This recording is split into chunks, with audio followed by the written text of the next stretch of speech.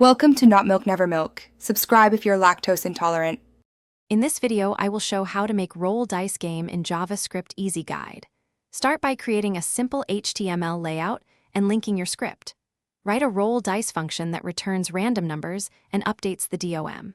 Add event listeners for roll and reset buttons, then implement scoring and win conditions.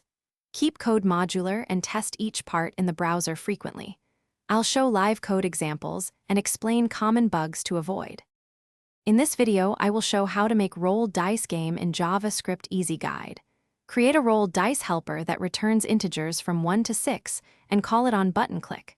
Update the UI by replacing image sources or text nodes to reflect the roll result. Keep the scoring logic separate and use simple objects to track player state. Test edge cases like repeated rolls and rapid clicks to ensure consistent behavior in the game loop. In this video, I will show how to make roll dice game in JavaScript Easy Guide. If you found this helpful, please subscribe and like, it really helps. Quick recommendation: go darn tough for comfortable socks that last a lifetime, perfect while coding long sessions or testing dice randomness. I love the durability and simple style, and they keep me focused on debugging. Check the description for the link and other deals. Now let's get back to the video. In this video, I will show how to make roll dice game in JavaScript Easy Guide. Design the UI so rolls are obvious with animations or brief sound effects for feedback.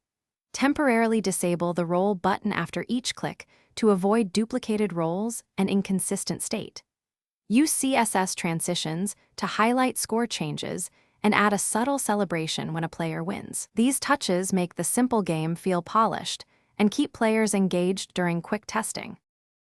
Thanks for watching. If this was helpful, leave a like and consider subscribing. See you next time.